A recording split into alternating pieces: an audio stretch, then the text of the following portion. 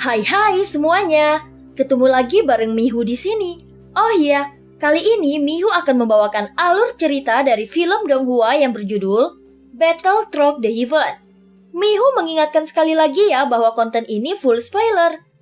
Melanjutkan dari kisah sebelumnya. Sebelumnya kelompok Wang Qian tiba di kompas terbang. Dan saat berikutnya dia juga merasa bahwa Zhonggu tidak layak berada di sebelahnya. Hal ini membuatnya meminta Zhonggu untuk berpindah tempat. Namun Zhonggu tidak bergeming dan justru mulai memprovokasinya. Melihat itu Yuyan menunjukkan ekspresi wajah yang sedikit tersenyum.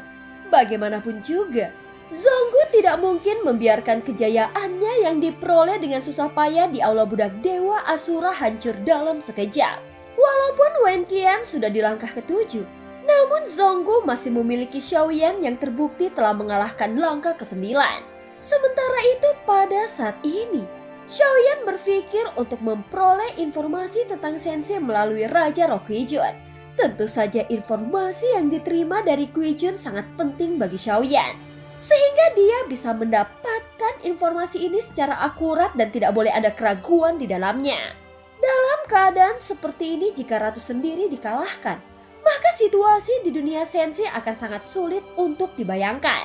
Dan meskipun kehampaan Laut Barat dapat bertahan sampai sekarang, namun Taisu telah menginvasi banyak dunia Sensei dan kekuatannya jauh melampaui imajinasi Xiaoyan sendiri. Namun dengan kekuatannya saat ini, apa yang bisa dia lakukan jika dia kembali ke Sensei? Saat ini kenangan dalam ingatan Kuijun menggambarkan bahwa sang ratu memang menghilang. Dan alam dewa kuno mengalami kekalahan yang besar. Tetapi alam dewa kuno belum benar-benar runtuh. Ratu pasti menyisakan beberapa rencana dan situasi kekalahan mungkin bukanlah kenyataan yang sebenarnya. Bisa jadi ini menjadi bagian dari rencananya. Dan Ratu sengaja melakukannya untuk memberikan waktu padaku. Ucap Xiaoyan bergumam di dalam hatinya dan dengan cepat menjadi lebih tenang. Tentu saja dia menyadari bahwa kekhawatiran berlebihan tidak akan membantu dan itu hanya akan mempengaruhi emosinya. Apalagi dia belum mencapai tingkat keabadian para dewa. Dalam situasi saat ini, dia harus fokus berlatih untuk meningkatkan kekuatannya. Dan hanya dengan itu dia dapat menyelesaikan masalah yang terjadi. Hadapun dengan informasi ini, maka identitas nomor 6 di alam dewa kekacauan semakin terkonfirmasi dengan jelas. Dan berdasarkan informasi nomor 1 sebelumnya, dia hanyalah mantan Kaisar Taisu. Namun kekuatannya sangat mendalam. Saat ini Xiaoyan memilih untuk percaya dengan pengaturan sang ratu. Karena jika dia kembali ke dunia Sensei sekarang, maka dia tidak akan bisa memberikan kontribusi apapun. Dan dia juga tidak akan mengubah situasi apapun. Pada saat ini Xiaoyan mulai fokus kembali. Dia mencoba untuk mendapatkan lebih banyak kenangan informasi dari Kuijun. Meskipun hal ini cukup sulit karena jarak yang jauh, namun Xiaoyan masih bisa terus melakukannya dengan tenang. Sementara itu setelah Xiaoyan menarik kembali kesadarannya dari Kuijun, dia merasakan kehadiran aura dingin yang mulai mendekatinya. Saat berikutnya Xiaoyan mulai mencari sumber aura ini dan segera menguji sumbernya yang berasal dari Raja Roh Ningyao. Dalam percakapan beberapa sosok sebelumnya di atas kompas terbang, Xiaoyan tidak bisa menyembunyikan kebenaran dari Ningyao. Sehingga Ningyao mengetahui bahwa salah satu dari 3 orang budak dewa Zonggula yang telah membunuh Tianxun. Ningyao berpikir untuk menemukan pembunuhnya. Namun mereka semua menggunakan topeng dan itu tentu saja akan mempersulitnya. Faktanya walaupun Ningyao dapat menemukan pembunuh Tianxun, namun dia tidak bisa bertindak gegabah dan harus berhati-hati. Bagaimanapun 3 penguasa alam dewa iblis abadi juga berada di atas kompas terbang. Ketika Ningyao melihat para budak dewa Zhonggu hanya berada di langkah ke-6, dia menjadi semakin bingung. Dia terus berpikir, bagaimana mungkin langkah ke-6 dapat membunuh Tianxun yang sudah berada di langkah ke-9? Tuan mereka pernah mengatakan bahwa jantungnya tidak akan pernah hancur. Dan mereka dapat hidup selamanya walaupun mereka mengalami banyak kerugian dalam suatu pertempuran. Namun karena jantung biru itu bukanlah jantung biasa, maka itu tidak akan mudah dihancurkan. Dan itu hanya bisa disegel. Ning Yao menjadi semakin bingung dan marah setelah mengetahui fakta tentang kematian Tianxun yang dianggapnya sebagai sosok yang sangat kuat. Saat ini dia menjadi lebih waspada dan memfokuskan pandangannya ke arah Xiaoyan. Sial, bagaimana mungkin Tianxun bisa mati? Ucap Ning Yao bergumam di dalam hatinya. Dan dia juga masih bingung dengan situasi yang mereka alami. Bahkan dia sempat berpikir bahwa mereka masih berada di bawah pengaruh ilusi. Bagaimanapun dia masih tidak percaya bahwa mereka bisa mengalami situasi seburuk ini. Namun dia akhirnya menyadari bahwa ini adalah fakta yang harus diterimanya. Dalam keadaan sekarang ini, Ning Yao berpikir untuk lebih berhati-hati saat mengambil tindakan. Bagaimanapun kematian Tianxun itu adalah sebuah fakta. Dan daripada memikirkan cara untuk membalas dendam, lebih baik dia mencari informasi tentang bagaimana Tianxun bisa mati. Saat ini Ning Yao masih perlu meminta bantuan agar dapat menerobos ke keabadian para dewa. Sehingga dia memiliki kekuatan untuk memahami segalanya. Saat berikutnya, Ning Yao mulai memejamkan matanya dan tampak tenang. Serta tidak mengeluarkan aura dingin lagi. Di sisi lain, Xiaoyan tidak terlalu memperhatikan ekspresi Ning Yao. Dia memilih lebih fokus pada pemulihannya sendiri. Walaupun dia sudah menelan banyak pil pemecah racun Tianling, namun racun Tianxun masih tersisa di tubuhnya. Untuk dapat mengeluarkan racun sepenuhnya, Xiaoyan perlu mengembalikan kekuatan dari 3 jantung api. Saat ini Xiaoyan mulai menyucikan tubuhnya dan kekuatan yang tidak tampak mencolok terus berkerumun memasuki tubuhnya. Ini adalah proses yang sulit dan dia hampir menghabiskan semua energinya. Tentu saja hal ini memerlukan waktu dan kesabaran agar dia dapat pulih sepenuhnya. Xiaoyan terus mencoba untuk pulih sebanyak mungkin sebelum mencapai gerbang kuno. Bagaimanapun dia tidak tahu keberadaan seperti apa yang nantinya akan mereka hadapi di dalamnya. Apalagi Ning Yao juga sudah mengetahui faktanya. Dan bisa saja Ning Yao akan mengambil tindakan secara diam-diam. Pada saat ini sebagian besar anggota kelompok hanya duduk bersila dan memejamkan mata tanpa melakukan gerakan yang mencolok. Dan sepertinya mereka juga memanfaatkan waktu ini dengan berkultivasi. Saat Xiaoyan membuka matanya dan melihat ke sekeliling, dia menemukan bahwa kompas terbang ini tampak lebih transparan dan terus melaju dengan kecepatan di kampaan. Namun dia merasakan bahwa fluktuasi energi dunia yang dipancarkan oleh dunia kuno Dewa Abadi dan Iblis ini jauh lebih rendah jika dibandingkan dengan dunia sensi. Tentu saja hal ini dikarenakan formasi pohon dunia yang telah mengalami kerusakan. Sehingga dunia kuno Dewa Abadi dan Iblis mengalami invasi besar-besaran orang kuat dari berbagai dunia lain, yang menyebabkan sumber daya dunia tersebar dan dirampas. Jika situasi ini terus berlanjut, maka dunia ini akan mengalami kehancuran total dan musnah. Dan itu akan sama seperti dunia tanpa batas. Xiaoyan tidak terus memikirkannya. Dan dia mulai kembali berkonsentrasi pada pemulihannya sendiri. Setelah beberapa waktu berlalu, Xiaoyan akhirnya berhasil memulihkan kembali kekuatan jantung apinya. Dan segera membersihkan sisa-sisa racun di dalam tubuhnya. Tentu saja secara alami, Ning Yao dapat merasakan racun miliknya dengan cepat. Saat ini Ning Yao langsung membuka matanya lagi dan mengunci pandangannya pada Xiaoyan dengan niat membunuh yang lebih intens. Xiaoyan merasakan niat membunuh dari Ning Yao ini, tetapi dia tidak pernah membuka matanya dan tetap tenggelam dalam kultivasinya. Xiaoyan menganggap bahwa membersihkan racun jauh lebih penting daripada menyembunyikan identitasnya. Walaupun hal ini dapat menimbulkan masalah, namun dia harus mengambil resiko ini agar dapat membersihkan sisa racun di dalam tubuhnya dan mengembalikan kekuatan tempurnya. Sekarang Ning Yao telah menjadi budak dewa dan Tianxun juga telah mati. Maka tidak ada yang perlu dikhawatirkan Xiaoyan lagi. Bagaimanapun Ning Yao tidak akan bisa melakukan tindakan secara sembarangan. Apa? Ini adalah racun kematian. Ucap Ning Yao mengeluarkan suara yang menyisaratkan racun yang dia berikan kepada Tianxun. Dengan adanya sisa racun di dalam tubuh Xiaoyan, Ning Yao dapat memperkirakan bahwa Tianxun tampaknya menggunakan segala cara untuk melawannya. Menghadapi fakta baru ini, Ning Yao semakin merasa ngeri dengan kekuatan orang yang ada di depannya. Bagaimanapun racun kematian ini adalah salah satu kartu truf terkuat Tianxun. sehingga semakin banyak keraguan yang berkecamuk di dalam benaknya. Orang ini hanyalah langkah keenam. Mungkinkah dia menyembunyikan kekuatannya yang sebenarnya?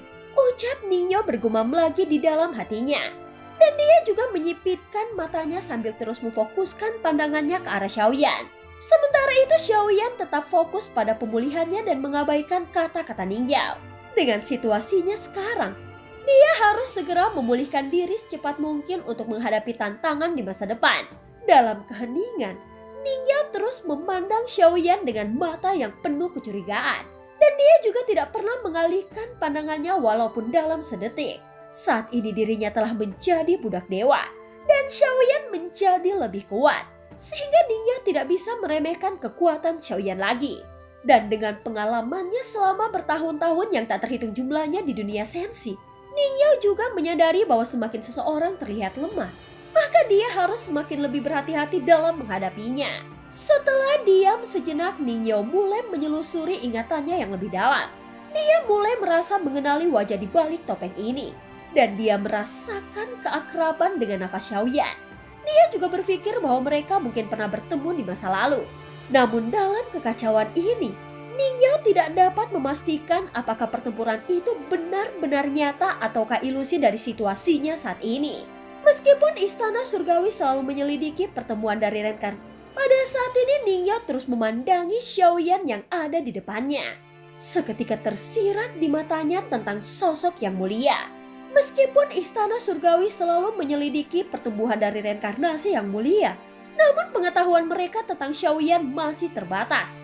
Dalam beberapa ratus tahun yang singkat, kekuatan Xiaoyan telah berkembang menjadi sesuatu yang luar biasa. Dan mereka tidak mungkin memperoleh informasi yang akurat. Pada saat ini ada keraguan di dalam hati Raja Roning Yao. Apakah sosok yang memakai topeng itu adalah reinkarnasi yang mulia?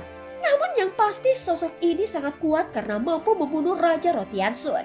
Terlepas apakah sosok ini reinkarnasi atau bukan, aku harus mampu menerobos keabadian para dewa sebelum menghadapinya secara langsung, ucap Ningyo. Setelah memikirkan seluruh situasinya, Ningyo mengepalkan tangannya dan mulai bersikap kembali tenang. Ningyo terus menahan amarahnya. Meskipun ada begitu banyak kemarahan di dalam hatinya, namun saat ini dia hanya bisa menekan semuanya. Selama berada di dunia sensi, dia tidak bisa menerobos keabadian para dewa karena adanya batasan yang dibuat oleh Yang Mulia. Namun di sini, dia juga harus berusaha agar diakui oleh dunia kuno dewa abadi dan iblis. Aku pasti dapat menerobos belenggu ini. Belum terlambat bagiku untuk menggunakan keterampilan bertarung terkuatku dan membalaskan dendam kematian Tiansun, ucap Ningyo bergumam di dalam hatinya dengan tekad yang kuat. Tentu saja setelah menerobos, dia dapat melanjutkan kekuatan keterampilan bertarungnya. Meskipun di dalam proses yang ada beberapa kerumitan, namun dengan kekuatannya tentu saja dia dapat menyempurnakannya. Pada saat ini tampak keheningan menyelimuti kompas terbang ini. Dan semua orang duduk bersila dan tenggelam dalam kultivasinya masing-masing. Dalam perjalanan ini mereka bertemu dengan kompas terbang lainnya dan tampaknya menuju ke arah yang sama. Namun begitu mereka melihat kompas cahaya biru ini, mereka sepertinya mengenalinya dan segera menjaga jarak tanpa berani mendekatinya. Seiring berjalannya waktu, tidak terasa 10 tahun telah berlalu. Kecepatan kompas terbang sedikit melambat dan kemudian mulai bergetar hebat. Hal ini menyebabkan semua sosok di atas kompas terbang membuka matanya, lalu melihat ke arah sekeliling. Xiaoyan juga membuka matanya perlahan-lahan. Selama 10 tahun ini, konsumsi besar energi dalam melawan Tiansun telah pulih sepenuhnya. Dan dengan hasil mencapai langkah ke-6, tentu saja kekuatan Xiaoyan menjadi semakin meningkat. Keadaan semula yang tampak hampa kini berubah menjadi hitam, tetapi penuh dengan cahaya berkilauan yang tidak terhitung jumlahnya. Sehingga mereka harus terus mengendalikan kompas terbang untuk menghindarinya. Lihat, apa ini?